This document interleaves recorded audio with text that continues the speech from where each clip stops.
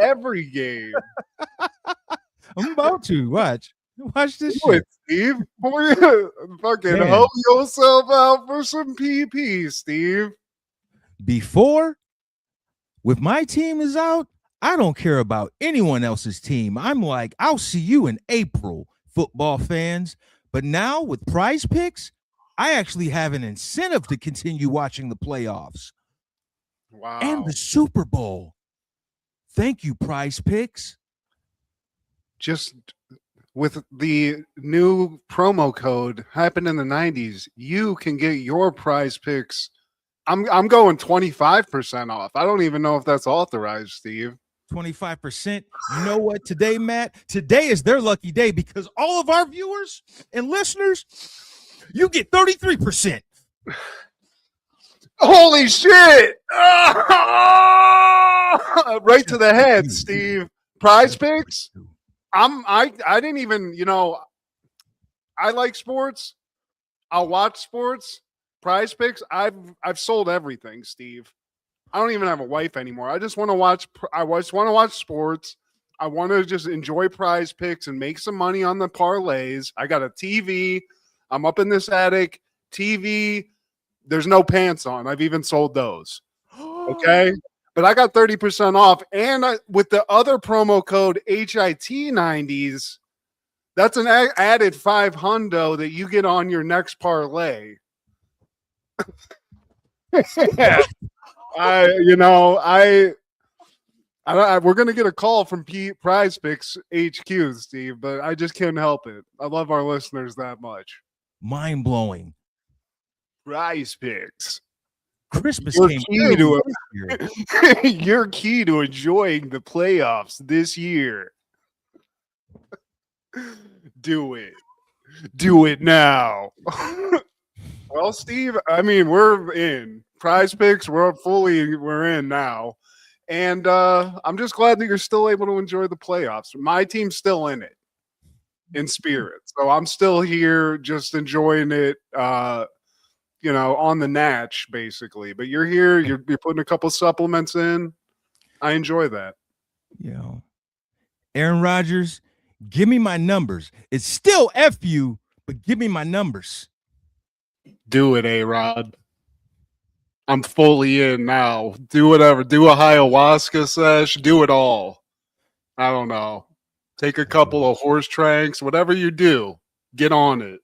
Sayonara, who is Tasha? Yeah. Prize Picks.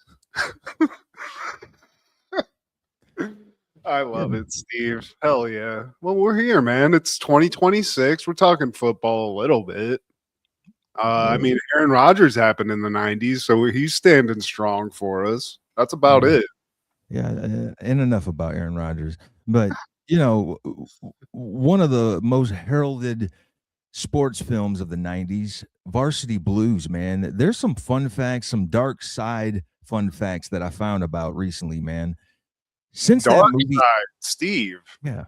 Let's not besmirch Johnny Mox, okay? Can you let me finish? I'm sorry. Yeah, there's some not so good facts I heard about this movie, man. Since the movie premiered in the theaters, we have 3 casualties. Obviously, Paul Walker, we lost him. The guy who plays Billy Bob, apparently he had some gastric bypass and he lost a lot of weight. Man. And then in 2016, he passed away due to kidney and liver failure. And the kid who plays Moxon's little brother, he disappeared. The one who was like religious and he was Jesus, had the cross tied to his back, and then he ended up being a Muslim later in the movie. Yeah, man, he has a mysterious disappearance. So we don't even know the status on Awesome Alaikum Salam. Yeah, exactly. We don't, man. They just have the last whereabouts, the last person that saw him alive, the last person that talked to him. He looked familiar. The kid, I feel like, was in other things, and he almost looked like he was related to. Remember Tom Hanks's child version in Big? He had a best friend. Wasn't He that the kinda same looked, kid from Honey, I Shrunk the Kids? maybe it was. Maybe it was one of Big Russ Thompson's kids or whatever that guy's name was, the younger one. But he kind of resembled that kid, and I almost thought it was, but the timing doesn't line up. Yeah, yeah. There's a lot of questionable things going on in Varsity Blues in general. Um, yeah, tragedy. I can't say I'm surprised Billy Bob's dead. I didn't see that he got the gastric. I thought it just, he pulled a Ralphie May type situation, but shout out to all those guys. Shout out to all those gents. And God willing, maybe the little brother will be found, Steve. Well, this was back in 2006, man. That boy gone. He, that's strange. I didn't know that.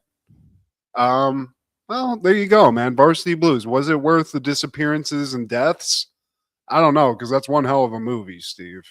Well, Paul Walker, he would have been killing it still, man. He would have been in like all 75 Fast and Furiouses, man. He was one of the staple characters. Yeah, I mean, Paul Walker, you don't realize all the movies he was in that aren't Fast and Furious also. But yeah, I mean, he had at least a dozen Fast and Furiouses at his in his future if he could have just held on. Bro, I think Paul Walker was in an episode of Charles in Charge. I kid you not. I want to say he was. It was a show like that might have started in the 80s, ended in the 90s. Oh, I'm sure, dude. Look at him in Varsity Blues. Just rewind a couple years. He was definitely still in Hollywood. He was probably in a couple KB Toys commercials and whatnot.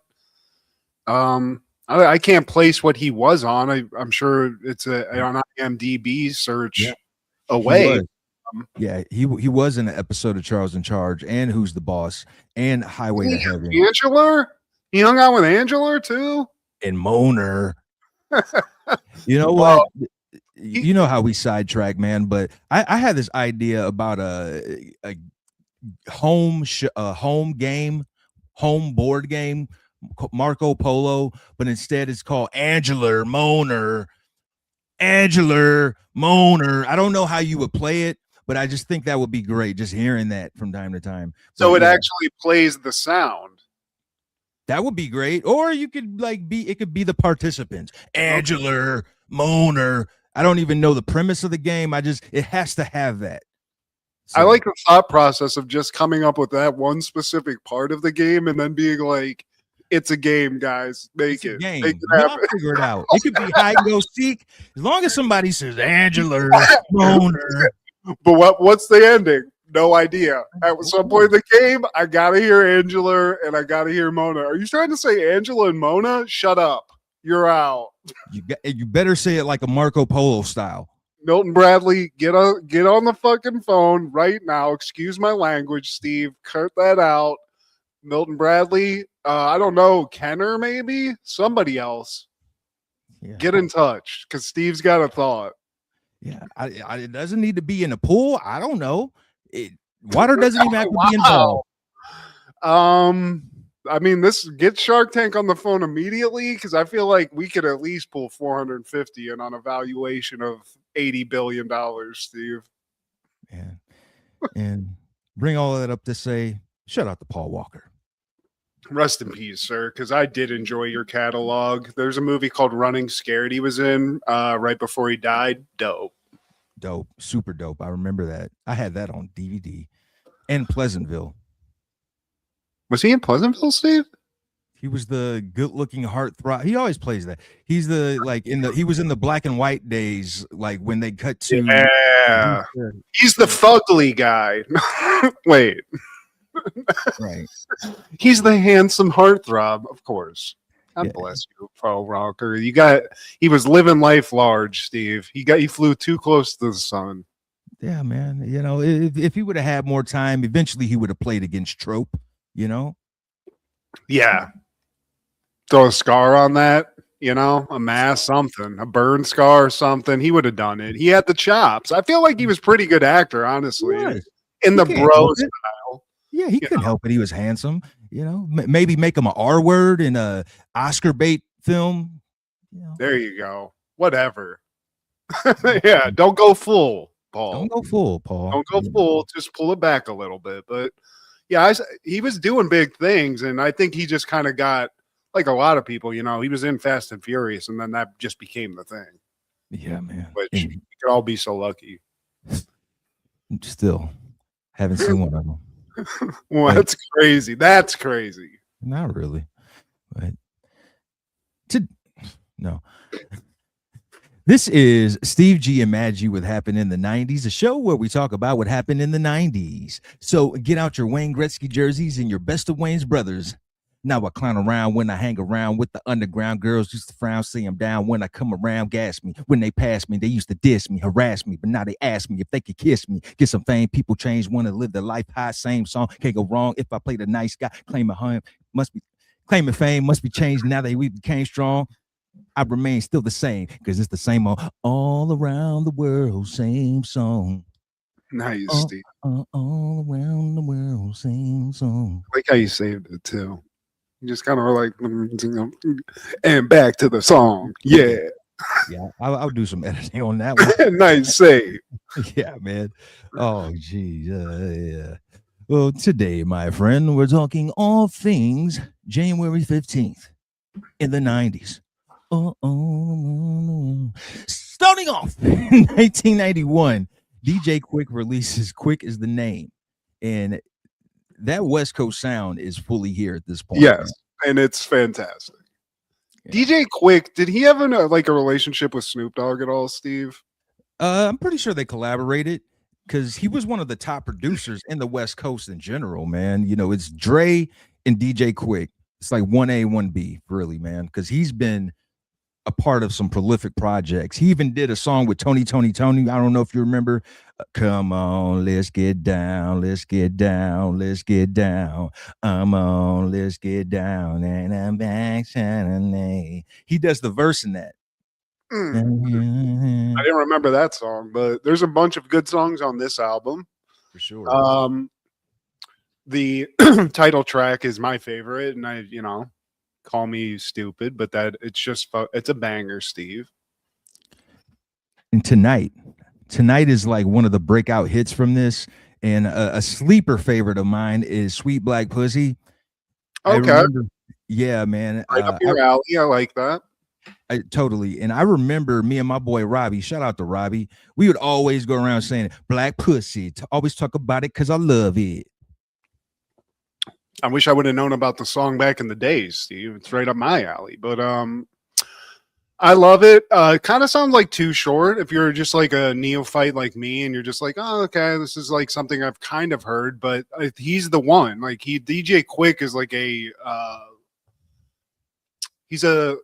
can't think of the damn word right now, Steve. I'm losing it. But he walked so other people could run, basically. He was right at the forefront.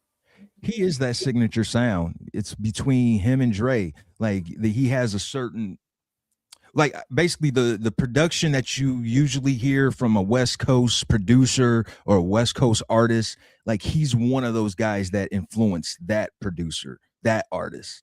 Why do you think that he isn't as rich and famous as Dr. Dre? The collaborations, the network, I think the fact that Dre started off with Ice Cube, with Eazy-E, and then I think also Dr. Dre has a knack for keeping himself relevant, attaching himself to like a younger, great artist. He sees greatness in these artists because like Dre already had his thing going on with the Chronic, but because he saw something in Snoop, that kept him going. He had some stuff with Snoop. He produced Doggy Style. And then he came across Tupac, did some great stuff with Tupac, came across Eminem. That kept him going for forever. Then 50 Cent came along, and then Kendrick Lamar came along. So, yeah, and man. The Game also. Wasn't he kind of integral to the Game getting his push too? And the Game. But yeah, man. Don't want to besmirch DJ Quick, though, man. He's still a legend in the game. And also in 1991, a Gang Starr releases Step in the Arena. This is not on my list, Steve. I honestly did not get to listen to much of this. I'm more of a West Coast guy. Now, I know. upon listening to some of the tracks on it, I dig it. And I've heard this, the name of this, I've heard this album, these guys, but I'm slow on the uptake on music. So I'm going to admit I don't know too much, but it sounds good. And clearly, this is more of a lyrical style. This is more about the lyrics, the flow. Totally, man. And Guru, I miss Guru, man. I could only imagine the collaborations he would do. So Gangstar, it's Guru and DJ Premier, who's a prolific producer. Speaking of producers, another signature sound from the 90s that inspired the masses, the generations to follow, man. So it's a simple recipe. Dope beats, dope rhymes. And that's what Gangstar gave you every time. Now, I know you didn't grow up being an East Coast guy. You were all about the Nate Dogs, the Warren G's, and that's cool. Me too. But you're at an age now, Matt, where I think you can appreciate some quality lyrics, man, some clever, thought-provoking lyrics, because Guru, he's like a hip-hop professor when he rhymes. And then again, Premier, man. Did you know DJ Premier did that Limp Bizkit song with Method Man? Really? Yeah, he did that. And Together Now, is that what the one we're talking about? That's shut awesome. the fuck up. Just shut the fuck. Yeah, man. Damn, I didn't even know. When'd you find that out? I been knew that because his name's in the credits. That's awesome, dude. That and like there's a couple songs that I did get. So let me find the actual just beginning of the album, like the beat that's called Name Tag. That's dope.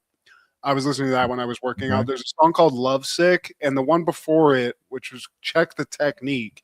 Those are the two that I really got to and listened to a lot, but I'm right there with you, dude. As an older guy, I got more time for this kind of rap.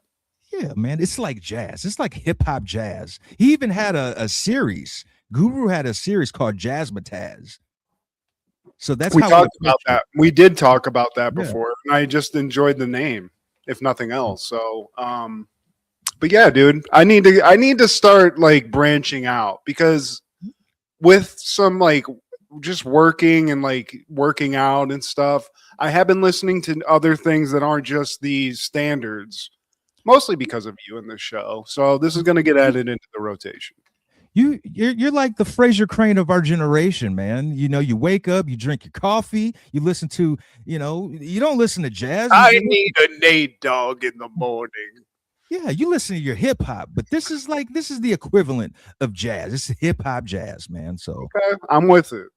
Yeah, but also in 1991, Digital Underground would release. This is an EP release, and for an EP, it's 33 minutes. This is the introduction of the young Tupac Shakur, if you will.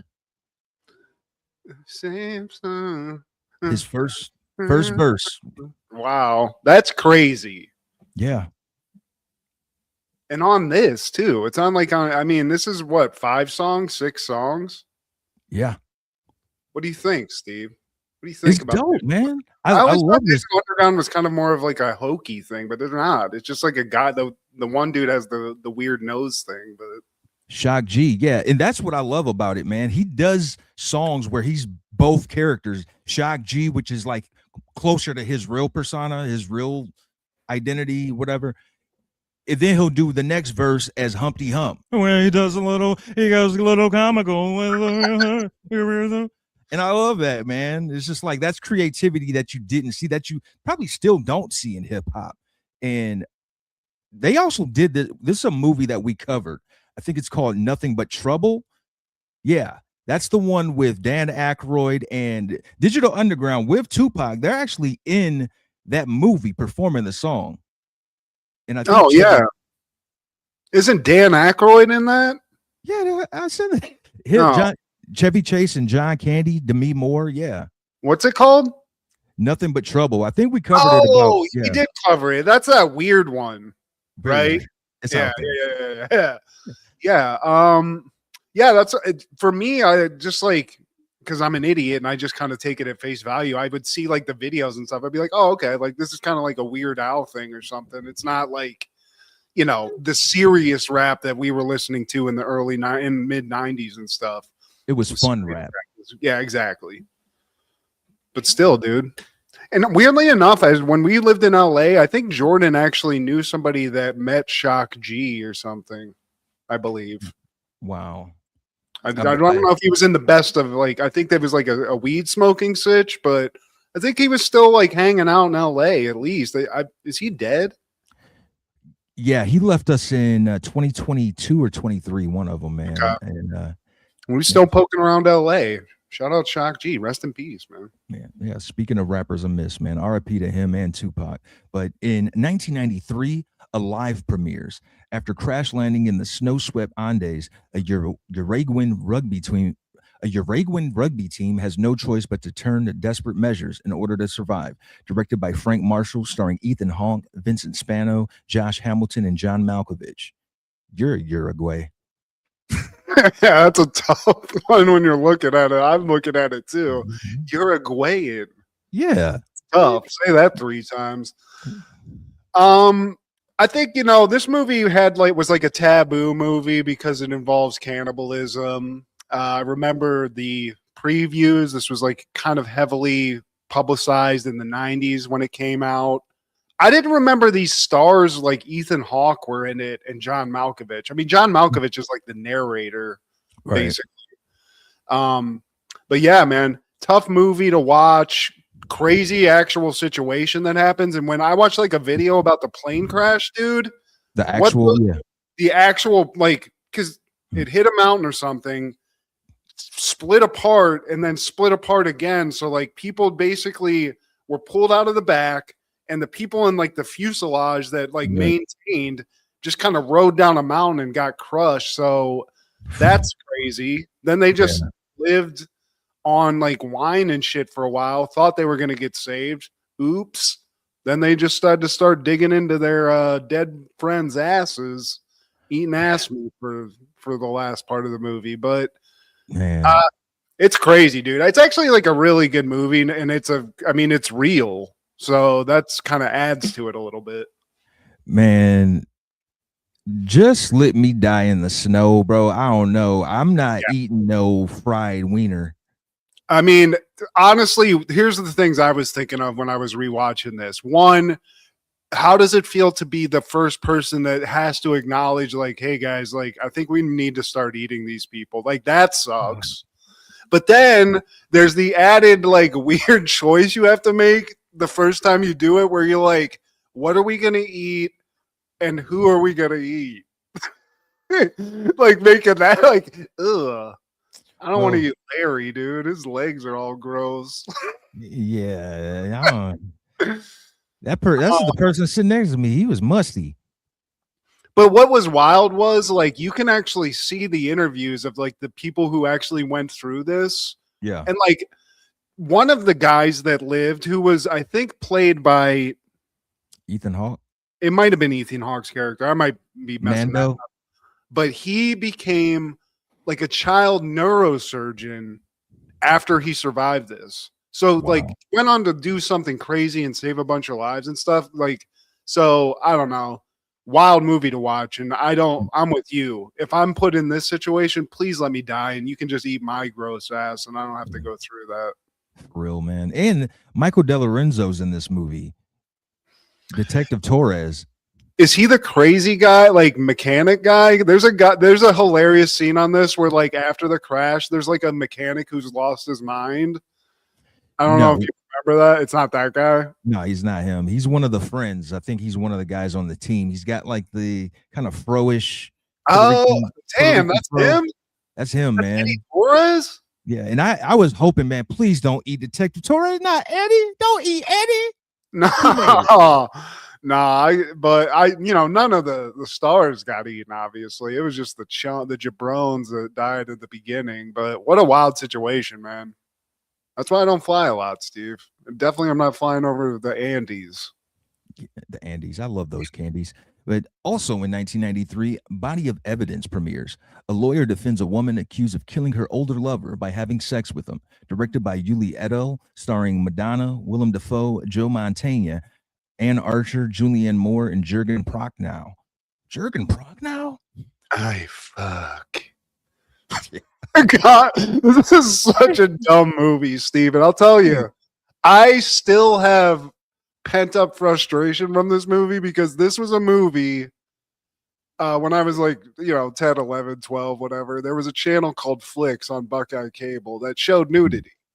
Yeah. And I got caught up watching this because it said there was nudity and sexual situations in the movie. I'm like, jackpot, gonna see some boobies. And you do. You do. You see a lot of it. And there's a lot of tawdry stuff going on, but this is a dog poop of a movie, Steve. It's not good. Honestly, bro, I just came here for Madonna's titties. She fucks. She's a weapon of seduction. Here's what I like about the movie. They took the ultimate left turn of giving Willem Dafoe a main role in this where he's got to be sexy in it too. And strange. That's very strange. And weird choice. No stunt doubles were needed. They did all their parts themselves, which I don't blame Willem Dafoe. Like, no, step down. I got this. Stunt cock. No need. No need. Madonna, she's showing more than she's showing everything. The public has the whole nine. I mean, hadn't she already done that? Didn't she have that sex book already where she was like fully naked and stuff? So this was her just like giving another little tasty treat to everybody. She was the sex pot of the 90s and the late 80s, Late 80s, early 90s, and that sweet spot Madonna. Man, Dennis Rodman, Sean Penn, y'all got the best version. Man. I'm a Lucky Star type Madonna, like early Madonna, like before this. I like this. I like this like Sharon Stone-ish character who's just a sex bot.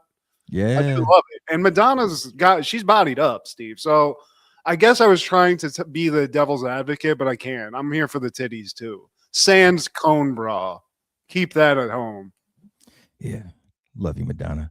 On that same day in 93, Nowhere to Run premieres. An escaped convict martial artist protects a farm widow and her children from a developer's henchman. Directed by Robert Harmon, starring Jean-Claude Van Damme, Rosanna Arquette, Kieran Culkin, Ted Levine, Joss Ackland. I actually, Steve, I randomly accidentally bought this movie at a thrift store this weekend. Wow. Or on Friday. So I was ready to go. It was actually a Jean-Claude 3-pack. Nice. It was one of them. I had never seen this movie. And let's just right before we get into the actual movie, just speaking on titties, Rosanna Arquette, I just like to give her a little kudos. Apparently all the Arquette ladies have some titties too, Steve. Apparently. She's showing them off. And I like seeing her as a normal woman and not Pulp Fiction Rosanna Arquette, with all the stuff in her face. Yeah. She's got a kid. She's kind of whatever, but I like this movie, Steve. It's stupid as hell. Kieran Culkin, though, I didn't know that he was in this. I didn't know he was doing things like in the 90s. I think it's because of this show, doing research and stuff. Like, man, he almost doesn't look like himself, like what you think Kieran. Like, I'm thinking little kid in that pisses the bed in Home Alone, right? Yeah, he's growing up from that a little bit. But yeah, Steve, we get Jean-Claude sometimes fully naked in a pond near children, which is odd. He gets a shout out from a young girl who says he has a giant penis in this movie, which I also thought was odd and hilarious. But this is vintage Jean-Claude Van Damme action where it's not necessarily fast. It's a lot of him just, whatever that is. I don't know. I like it.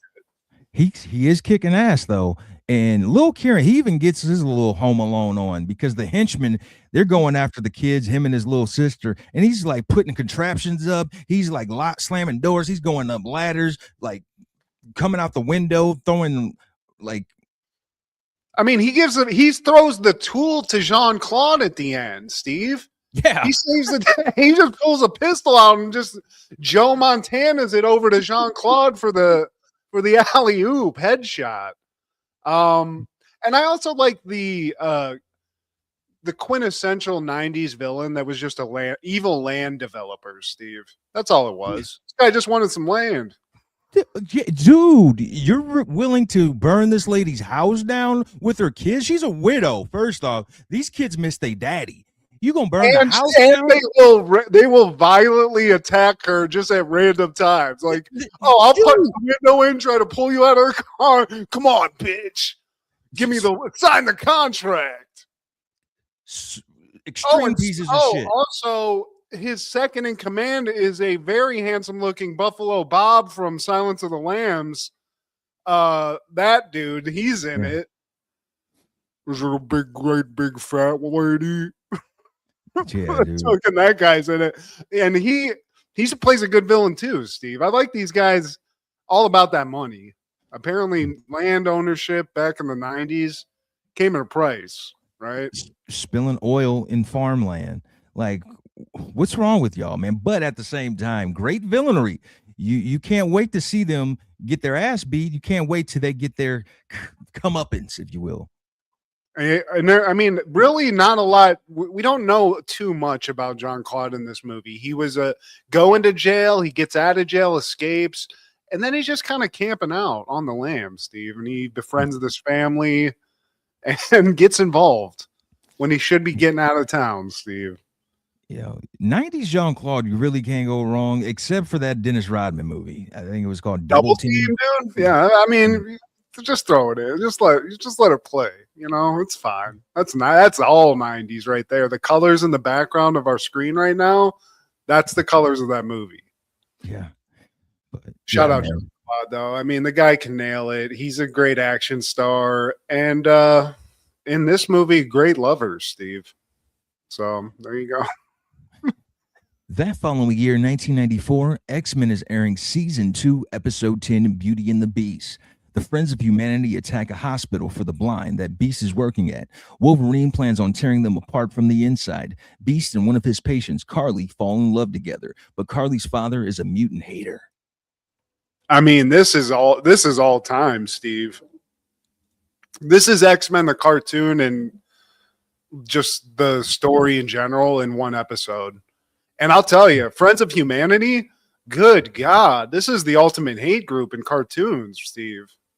I don't know if this was intentional, but the initials FOH is really fuck out of here. So it kind of makes sense. They have the same purpose. You dirty mutant. And they're not lying about it, Steve. They throw seminars. They're full MAGA in this bitch. They're basically MAGA back in the 90s, and they don't like mutants, which sucks for Beast because of all the mutants, he's one of the more obvious ones. You know, he stands out in the crowd. Yeah, he's beefy, brolic, and he's blue. 3 B's. But yeah, we start this episode off with Beast. He's talking to, I guess, his assistant, and they need to check in on one of their patients. And we meet Carly. Beast meets Carly. Carly's blind. She's being treated for blindness by Beast, and I think it's like his fellow scientists, Steve. They're working together on this treatment. And so basically they found a cure. Beast he's a genius. He's a doctor, which also interferes with his life because nobody wants to be treated by a giant blue Sasquatch. It just is weird. But Carly's all about it. She's blind, so you know she's just knows Hank's smell, and she's ready to go. Steve, she's about to be cured of blindness. That's got to be pretty exciting. Yeah, and then all of a sudden an alarm goes off, so everybody scatters, and Beast gets everyone to safety. But the Friends of Humanity, they show up, and they're like, "He's evil. Look at him. He's evil, just like all of them." Get him out of here, you dirty, filthy mutant. Yeah. So you know they're causing havoc, and then we cut to the X Mansion where Jean Grey's watching. It's it's being televised, and Wolverine's there like, "Oh, I'm gonna fuck." Just give me 5 minutes. And Jean's like, you can't go in there killing people because then that's going to prove their point. So he's like, all right, bub, we'll do it your way. But if whatever, I'm going to do it my way. So we think Wolverine's kind of chill, but we all know Wolverine, Steve. Logan, he even looks at the camera, I think, when he's walking out. He's like, yeah, I'll chill out. Yeah. And they asked, like, where's Professor? We cut to Professor. He's with Magneto, which is rare. They're in the swamp, and all of a sudden, as they're talking, they get caught in a trap.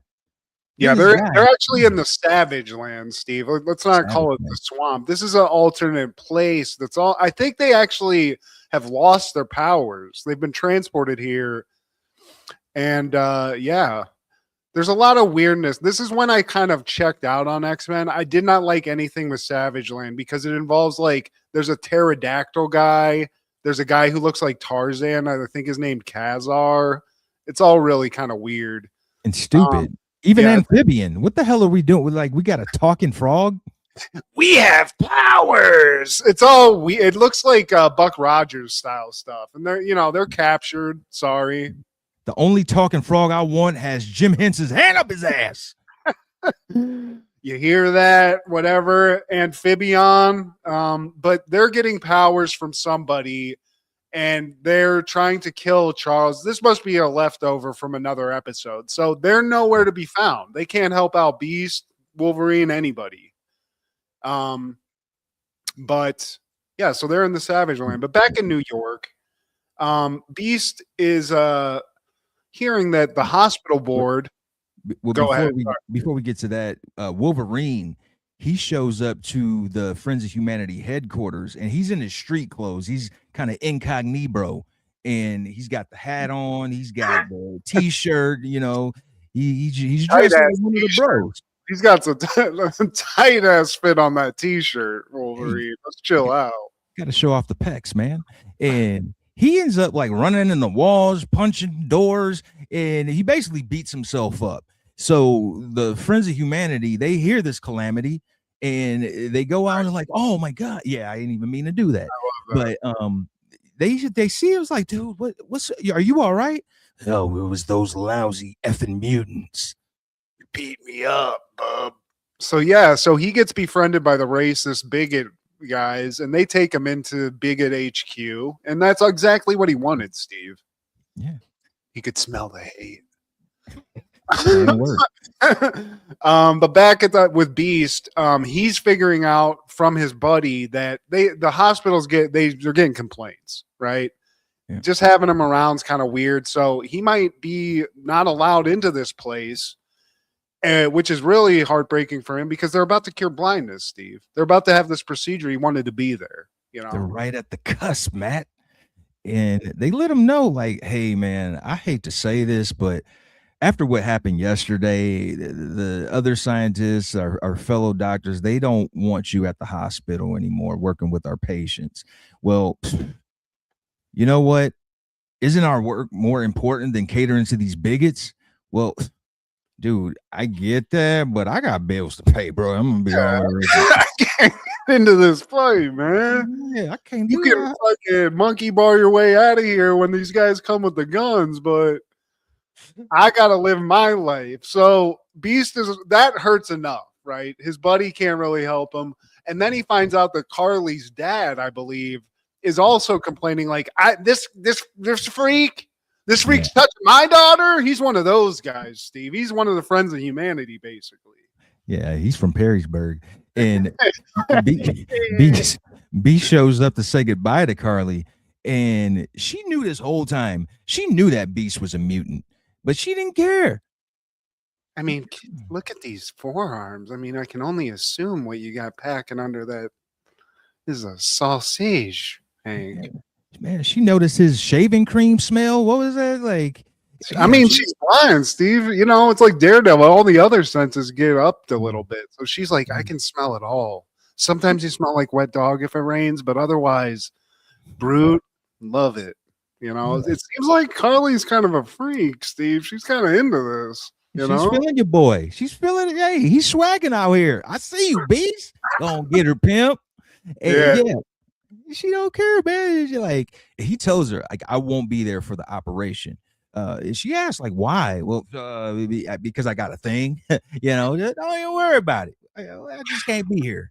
I know we've been working on this blindness thing for years, and we're doing this mind-blowing procedure, but I actually have to get my brakes checked. And the only appointment I could get was during your thing. But I love you, kid. You're gonna kill it. You're gonna see. And I think he like tries to embrace her, and then the dad walks in and is like, "Get the hell out of here, you freak!" Yeah. And he just leaves heartbroken. Steve, no love for Beast. And now we cut to Beast. He's at the compound. He can't concentrate. And Jean Grey, she tries to console him. Beast was like, no, why did this have to happen to me? Why did this have to happen to me? Why can't I be a normie? You know, I can't be close to any human without putting them in danger or fearing that I'm gonna hurt them. Like, Jean's this is like, kind of his through line. Like, this is Beast's like agonizing journey, because he's a genius. He could be like the most famous scientist on Earth, but he's cursed to look like a monster, and he always has to deal with that in some way or another. In this case, he's trying to get laid, Steve, and that's got to be a tough one to overcome. Jean Grey, she's a real one, man, because after he says, man, I can't even be close to her. It's too dangerous. She says, give her that opportunity to decide, because you never know. Yeah. Also, listen to the psychic. Her brain works pretty well, so I think, maybe she knows something. But Beast, he's stuck, Steve. He just wants to be a guy with not blue hair on his chest. You know what I'm saying? But we'll see. He actually gets that choice a lot in the story of X-Men. Like, this is something just like in Ninja Turtles and stuff, where the people want to be normal. But yeah, so he's not going to be there. And I like when he leaves, though. She's like, but you're the one I wanted to see. Yeah. Carly loves him, Steve. Carly's all about it. Yeah, man. She wants that furry penis. And the doctor cuts off the bandages. Now Beast, he shows up. He's like, you can't be here, Hank. They take the bandages off, and she says that Beast is beautiful. The doctor's a hater. He's like, well, what about me? Yeah, shut up, man. Yeah, little hoe. Looking like Michael Bay over here.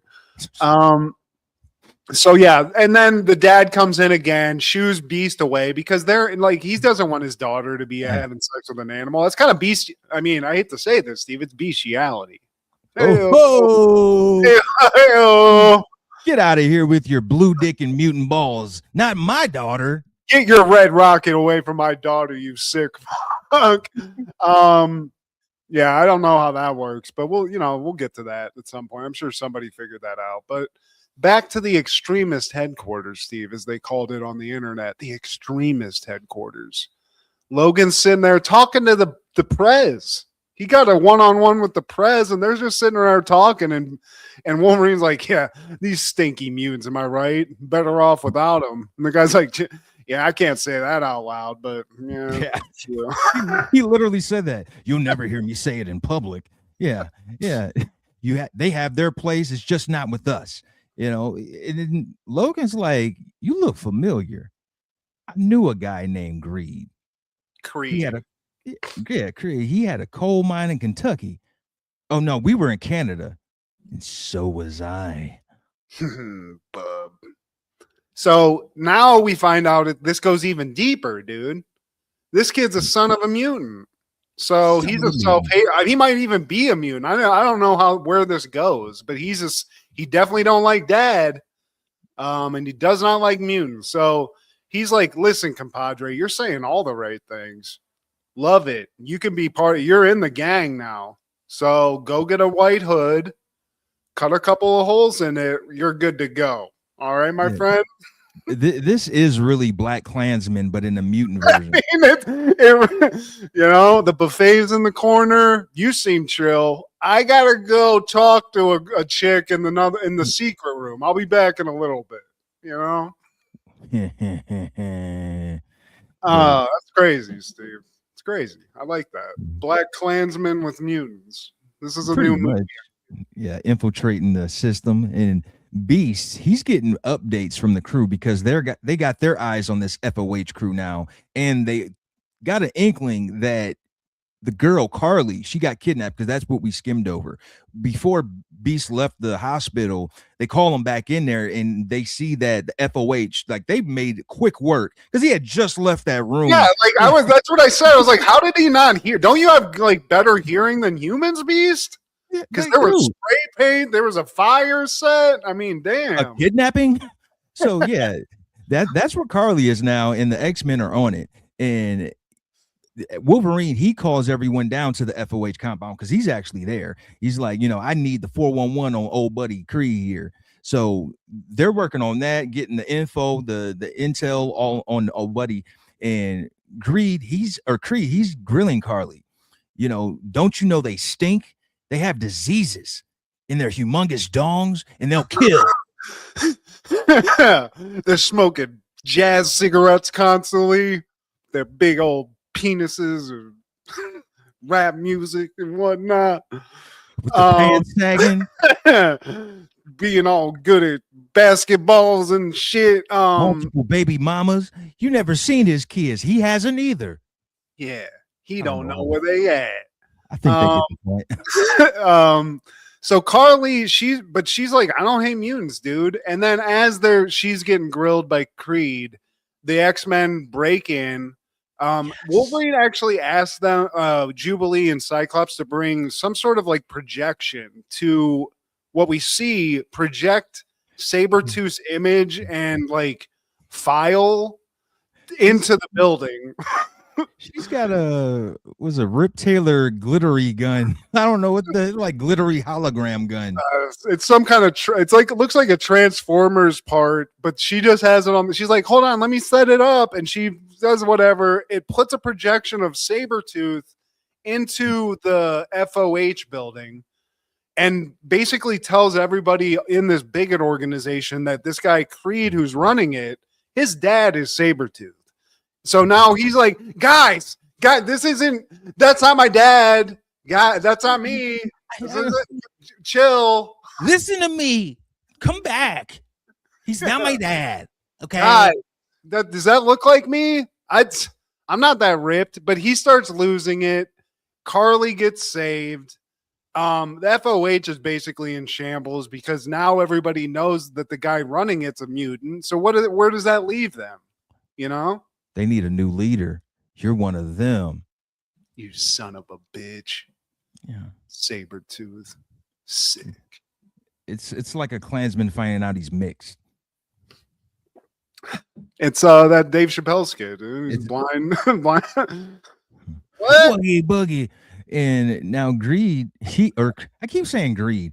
Creed has a breakdown, and he's letting them know, like, man, I'm nothing like him. You are not my father. But Beast realizes that they can't live together. He tells that to Carly as they're going away. And now the dad, he's come around the corner. He's like, you know what? You're not so bad.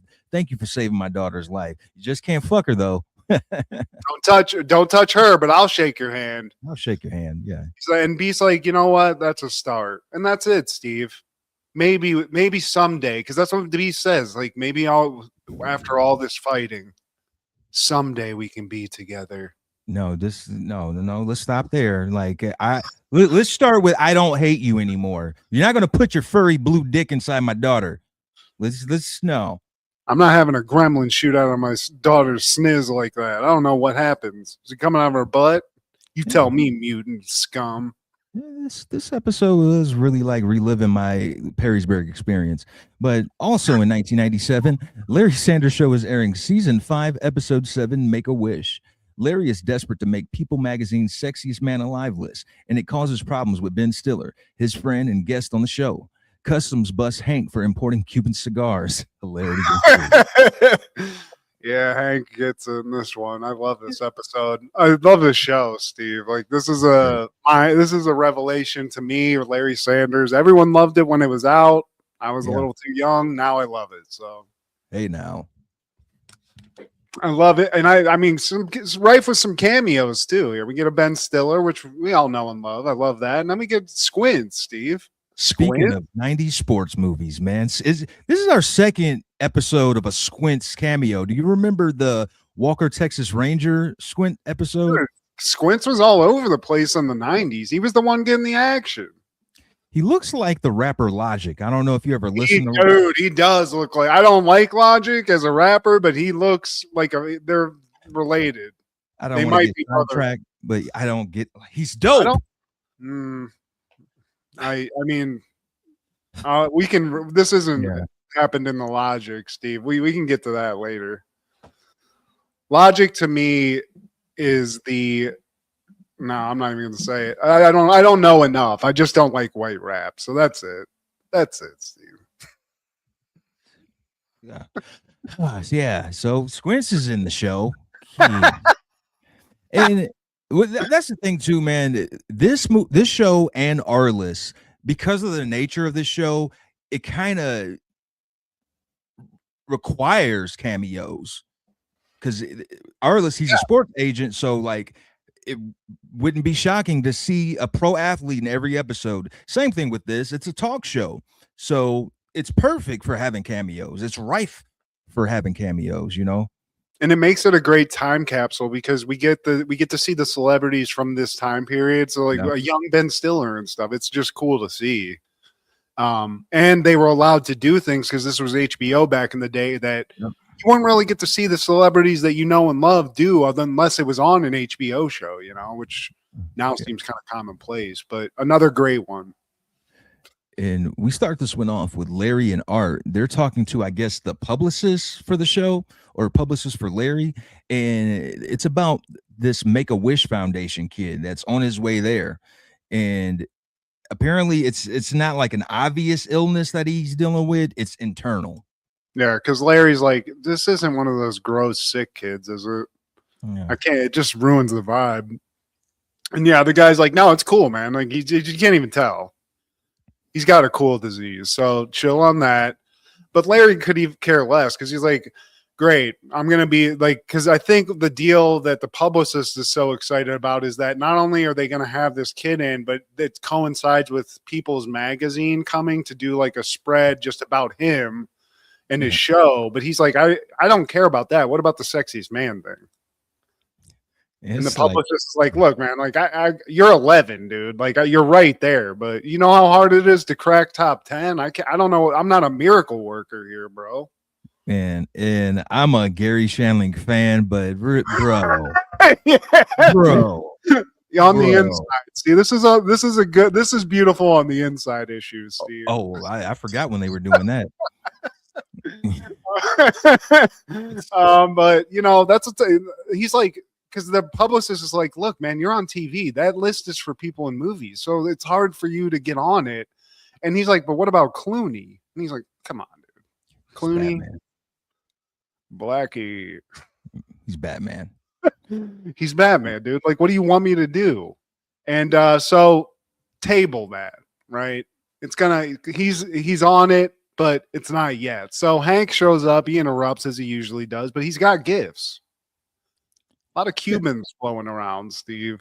He's got some cigars, and I think the publicist asked, like, where did you get those? I got them from a country called None of your goddamn business. Ayo. That's a classic. But yeah, Hank's the guy, Steve. He's the plug.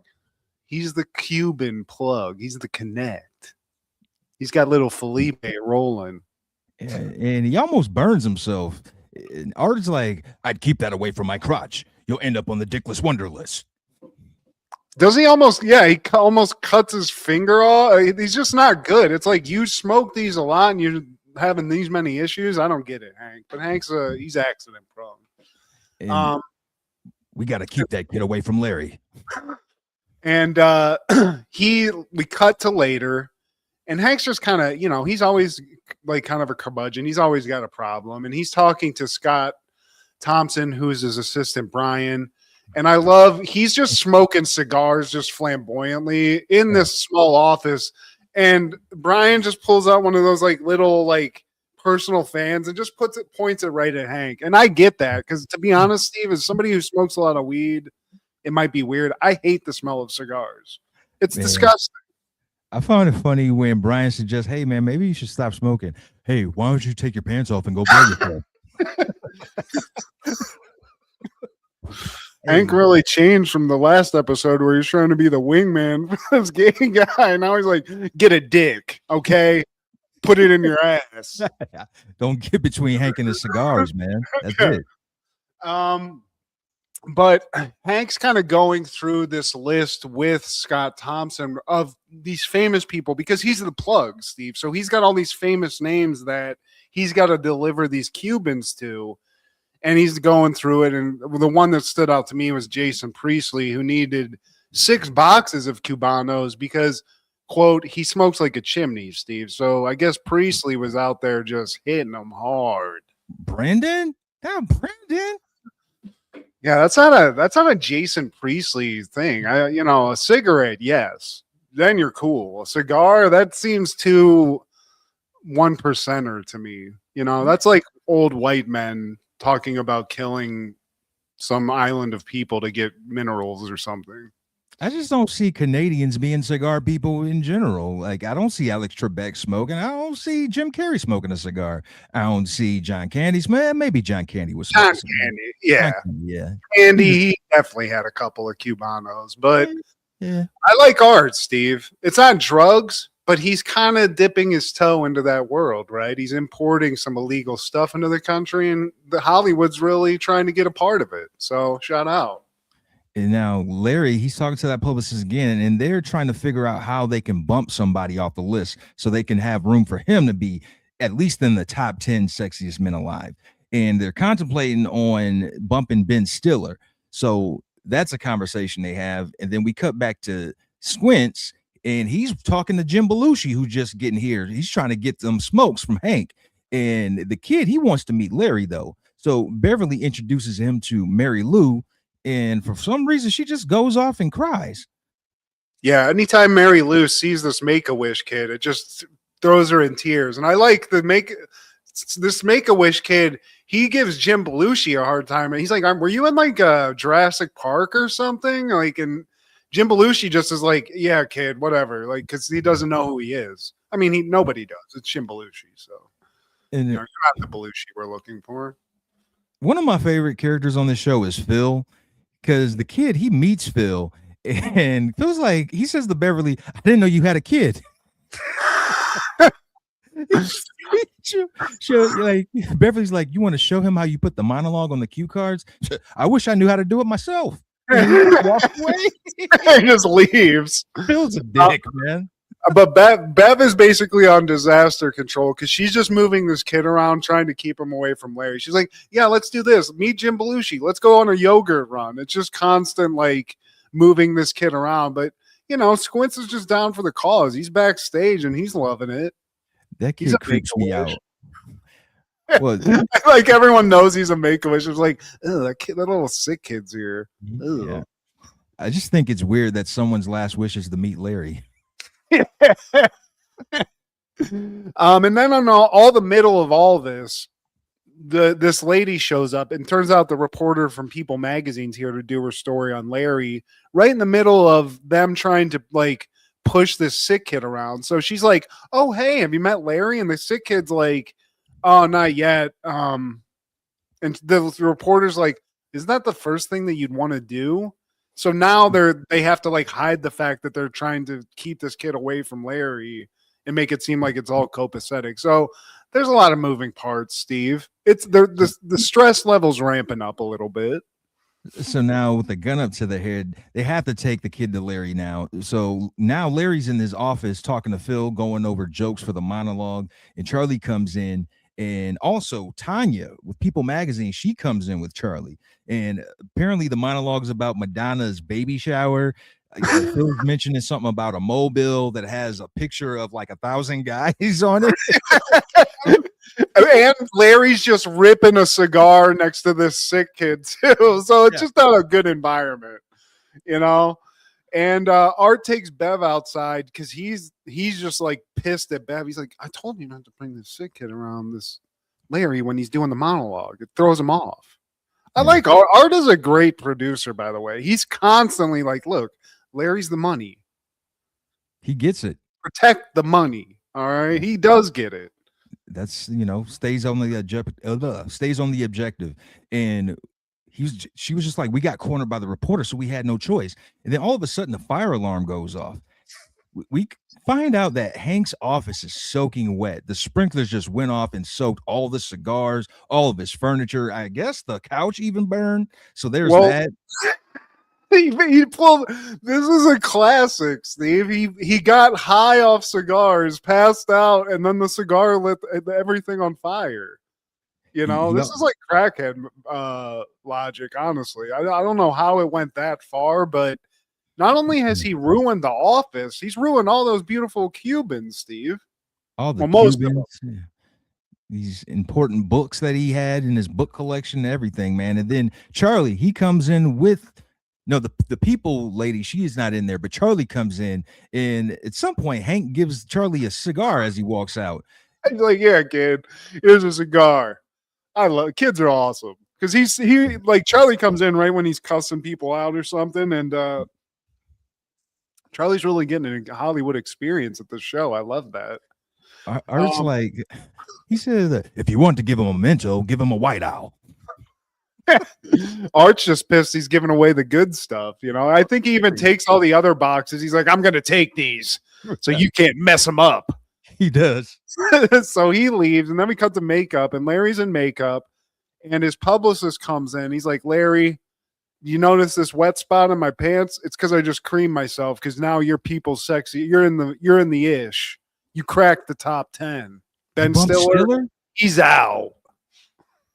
I like this guy who's the publicist too. This is a 90s actor who I don't know his name, but he's all over the place. You've seen him. Yeah, you know him. And Stiller comes in.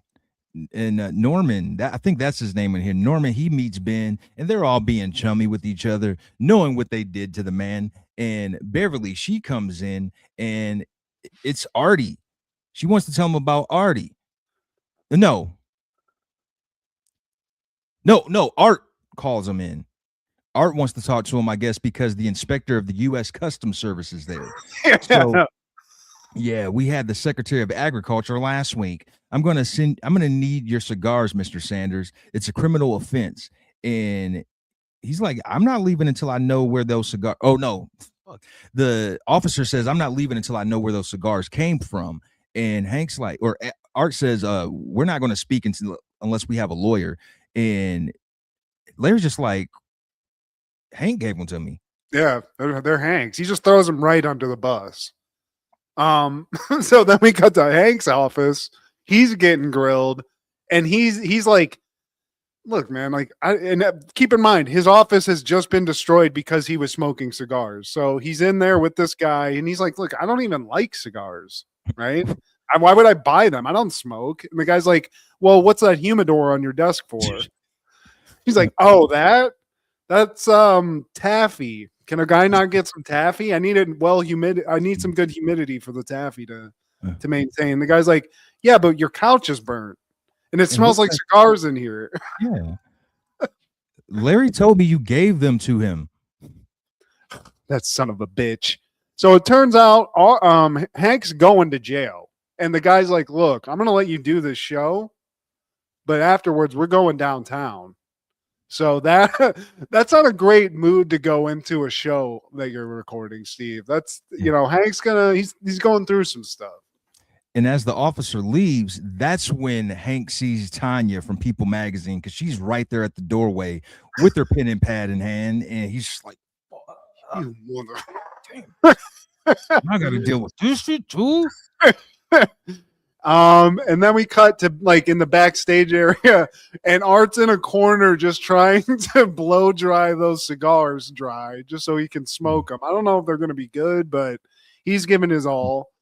And Mary Lou, who up until this point has just been broken down in tears next to Charlie, the sick kid, is now sitting with them backstage, and they're just kind of hanging out. She's talking to him, and she's like, I can't believe Hank gave you this stogie. This is some high class stuff. And she starts sniffing it. She's like, have you ever, like, how old are you? And Charlie's like, I'm 14, whatever. And she just lights it up and gives this kid the stogie, Steve. I love Mary Lou. She's cool. Yeah, she started smoking around that age. So, hey, no harm, no foul. And Now we're at the Ben Stiller interview, and he's talking about his first kiss and how he reconnected with that girl after she saw him on TV and she caught the vapors. And Larry's just like, it's not easy for you to get dates, I guess. Yeah, but by the way, you're looking svelte, dude. Are you working out? He keeps mentioning that, but then they cut, goes to commercial or whatever, and it just seems like there's some awkwardness. There's some tension. Yeah, there's a little bit of tension there, and Ben finally just spills the beans. Is like, look, man, I know what you did. Okay, you got me bummed. All right, I know it. And Larry, he tries to lie his way out of it, but Ben's like, look, man, I'm out. Which is putting Larry in a kind of a situation because they're recording a show here. He can't just leave. Well, he's like, well, where'd you hear that from? And then Ben Stiller, he looks over at Hank. He's like, oh, dude, well, thanks for ratting me out, Hank. Well, yeah, dude, well, thanks for diming me out to the cops, asshole. Which leaves Ben just pissed. And he's about to leave, and they go behind the curtain. They're like arguing. And then Bev wheels out Charlie, this sick kid, and it kind of just chills everything out for a little bit, right? Yeah. Ben stops yelling. Charlie's sick. And they cut back to the show because I think even Art's like, hey, guys, we got to do this one for Charlie. So, like, I think that's what happens. Charlie's he's not wheeling himself out in a wheelchair. He's being wheeled out to go to the hospital because that cigar didn't really mix well with his medicine, Steve. And all the guys saw this, and now Ben Stiller is moved. He's touched. And that's what sells him to get back on stage because I was like, yeah, we got to do this for Charlie. Yeah, when the show starts again, Larry's like, look, Charlie, our biggest fan, he should be with us right now. But now he's in the hospital. He had to go to the hospital, and I hope you get better. Anything you need to say, anything you need to say, Ben? And he has some sentiments. I wish I knew you, Charlie. You seem like a great kid. So Godspeed. Hope everything works out. And then he turns to Hank. You got anything to say to Charlie? No. Fuck that kid. No. Hank don't give a fuck about Charlie. I'm going to jail, bitch. Yeah, fuck some Charlie. And then backstage, Art, he's just basking in the glow, Steve. That after show glow, it's been a success, even through all that disaster. But right at the end, Mary Lou's like, yeah, but Charlie needs a second wish. And that's how the episode ends. Charlie got a little greedy, Steve. Yeah, man. Hey. You got to smoke a cigar. I mean, damn. If nothing else, that's it. You're good. Yeah, I mean, they were messing around on his first wish. All he wanted to do was meet Larry. But... Shit, dude. Shout out Squints. Shout out Squints, dude. I just saw him in Columbus at a Sandlot thing that me and Kendra went to last year. So still standing strong on that fame. But damn, this kid was doing it, Still look the same?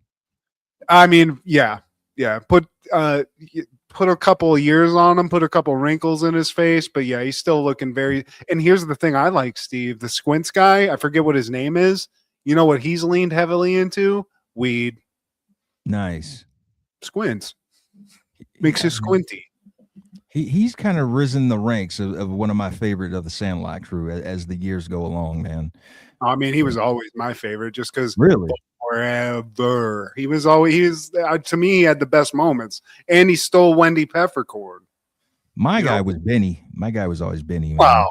I mean, the hero, of course. The hero. I mean, I was a Hawkster fan. So what, that's how my mind worked in the early 90s. But somebody who probably didn't watch this in 1997, Matt, I bet you know. Who? Probably controversial Chicago Bulls forward Dennis Rodman as he kicks a cameraman in the groin. Come on, Dennis. Man, I bet that was a tough shot. That's a big foot with a big ass leg behind it, getting kicked in the nuts by Rodman, Steve. Yeah, even the people I'm a fan of, you're not without your faults. Shame on you, tisk tisk. Even though I am a Dennis Rodman stan, I dyed my hair blonde in high school because of the man. Yeah. Rodzilla, dude. Yeah, I remember that. You went Rodzilla for a little bit, but Come on, though, Dennis, he always had a couple of substances in the system. You probably you got a little too close. Don't approach Rodzilla without asking, or you're going to get kicked in the groin, which I like. That's a great move. Don't punch a guy. Just kick him in the groin. Why not? Hey, and that's also a life hack because the gentleman who got kicked in the groin, he got a $200,000 settlement. So let me be a cameraman. For a kick to the groin, he got $200K. In the 90s, man. Please kick me in the groin. Kick me everywhere. For $200K, you could choose. Shit. Kick me in the face, goddamn. Yeah, dude. Shawn Michaels, super kick me in the face. $200K, I'll let you do it. Stiff. Yeah. Stiff, as the wrestlers say. Do it. That's crazy, Steve. But shout out to that guy. He got $200K. I mean, that's not long money, but for a kick in the groin, damn. In the 90s, that money could have went further than it does now. But, he invested in Apple, and now he's a billionaire off of just 1 foot to his penis. It's great. Or an inch away. But that following year, 1998, the final episode of The Secret World of Alex Mack airs on Nickelodeon, Paradise Regained. The puddle continues. I didn't make it this far, Steve. Alex Mack, I did not catch the finale. Yeah. And from what I remember and am reading, it's not a satisfying finale. It's a little open-ended, Steve. Yeah, it's a little open-ended. That's why I ain't even bother. It's good that we at least got one Alex Mack episode under our belt. We did cover one. Yeah. And shout out to that older sister, because I think we said it in the episode we covered it. But that older sister, let's get into it. Let's have a date. Yeah. Let's romance. That's what I wasn't an Alex Mack person. Older sister. Let's hit it up. Give me them digits. Alyssa Olnick, you're not into it?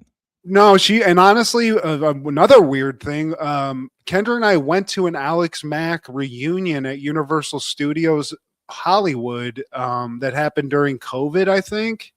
It was just kind of a sad thing that they did in this. It's called City Walk. It's just basically like a public park that they have in front of Universal Studios. But everybody was there. The parents were there. Alex Mack was there. Her black friend was there. I can't remember his name. The sister was there.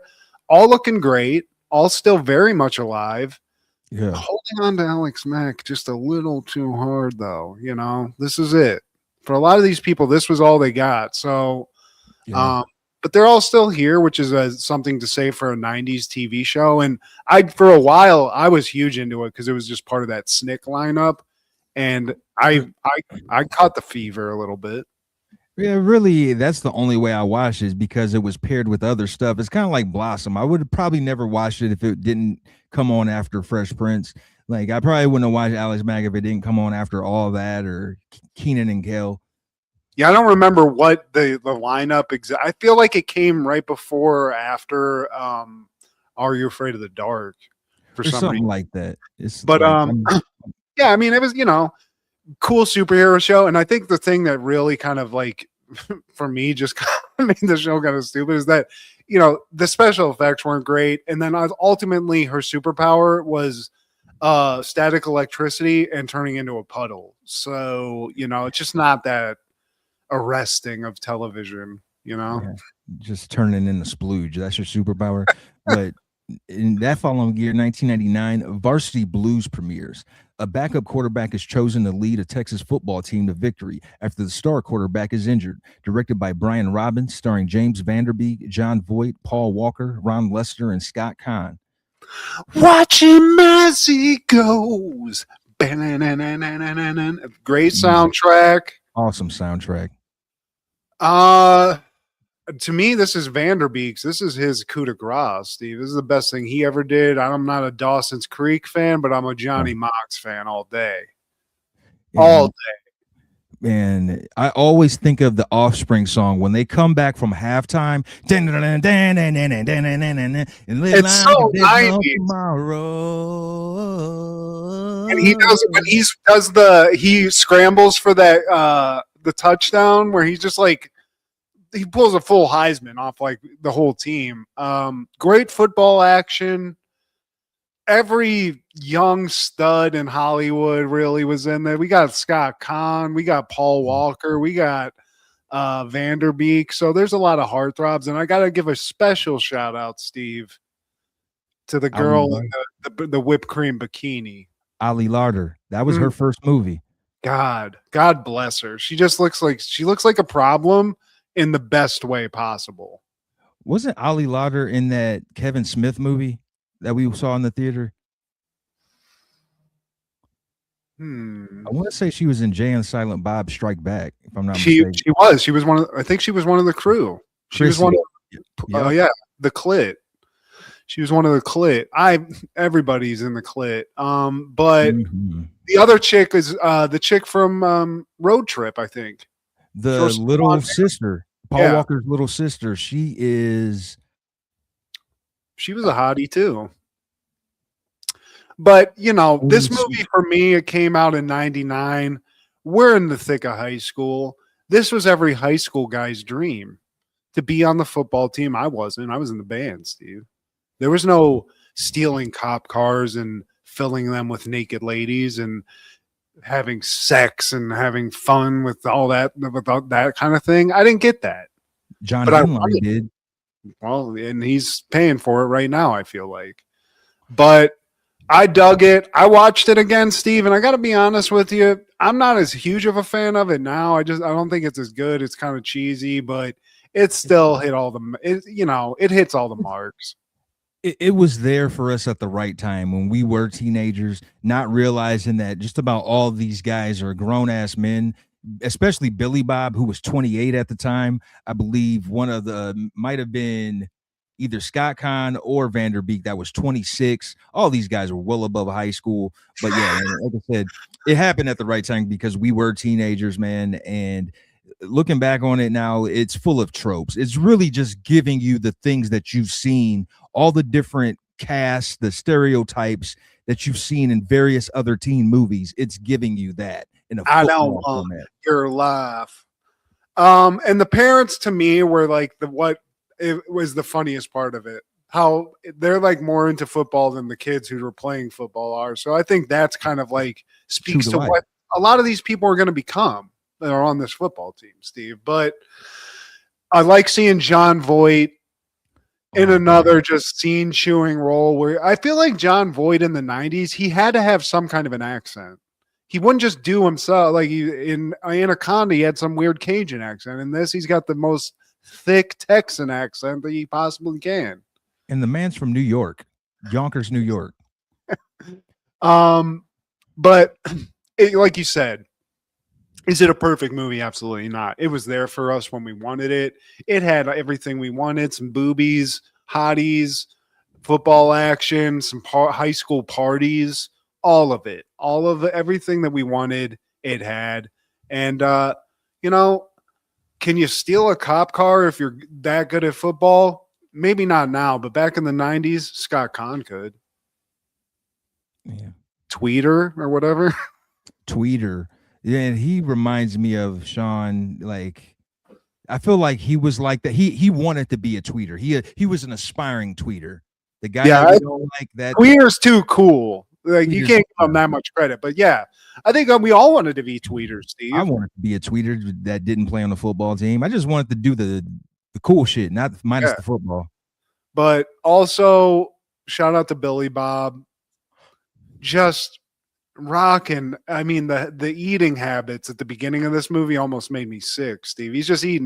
He's dipping pancakes into peanut butter and drinking maple syrup. I mean, come on. No wonder he's 800 pounds. Slamming tequila shots, and it's a 10. That's one of the most memorable lines. Me and you have always, anybody, you said it's one of those, if you know, you know. 10. I mean, I forgot the aspect of this movie with the hot teacher. She is, and so if that teacher was God bless. God bless. And you found out that she was a stripper on the side. Oh man. Oh, you can have all my money. Take it all. What about Saturday school? Well, you didn't do anything. Yeah, I did. I cheated on my test. I'm a bad boy. Put me in Saturday school and Sunday school. I killed somebody.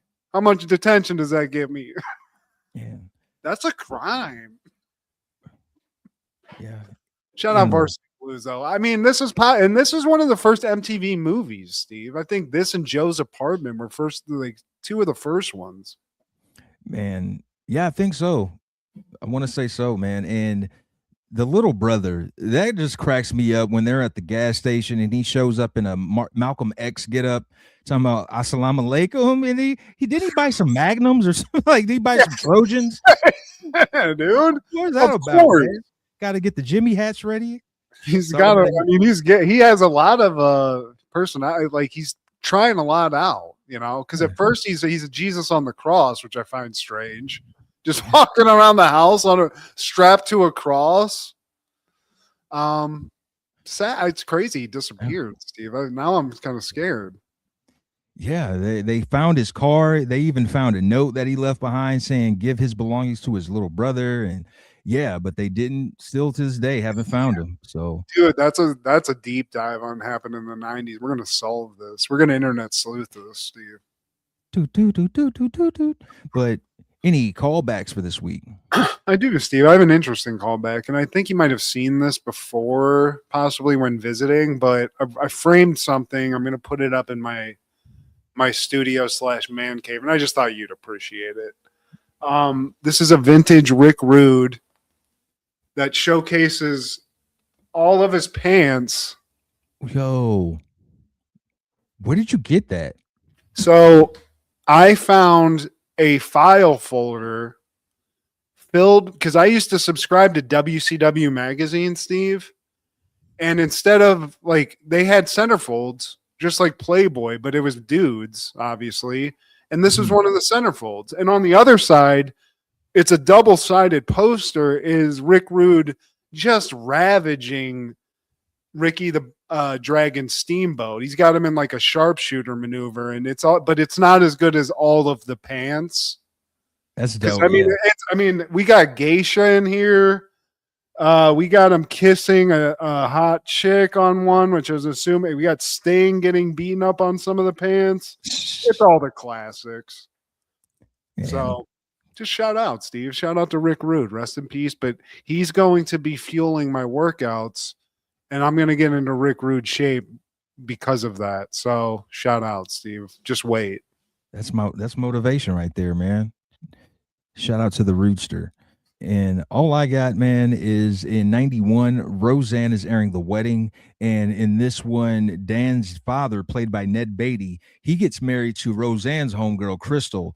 And throughout that, there's this tension between Dan and his dad. He's like, dude, really? You're going to marry one of Roseanne's friends and you're going to do this again? And Crystal's got a kid, and, you know, they have a blow up, but then they find some middle ground, and everything's well in the Connor household and family.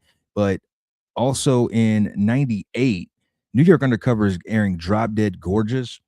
And the story continues about Eddie dying. They track the girl down. They didn't get a hold of her. So it's one of those ongoing things for the rest of the series. They do kill some of her henchmen. But yeah, man. And at this point, Tommy from Martin is the lieutenant. The old lady that was there before, she's no longer the lieutenant. Tommy is, but he does it well, man. I've seen a couple episodes in this season, so I'm going to continue watching it, man. We might want to cover the finale. I'd love to see. Yeah, I mean, I want to see Tommy at least once, because I always wonder. I knew he was part of the show, but I've just never seen it. You know, so hell yeah, dude. It's convincing. And also in 98, Seinfeld is airing The Reverse Peephole. That was hilarious, but man, we've done our share of Seinfeld recently, man, and we'll revisit Jerry and them, man. But like this one of the arcs is Putty. He has this ridiculous fur coat, and it just bothers Elaine. But he just thinks he's the coolest dude ever, man. And yeah, she eventually throws it out of a window. That becomes a thing, man. I swear, it's a great show. But please like, share, subscribe, and comment. Please tell your sister it's a 10. It's a 10.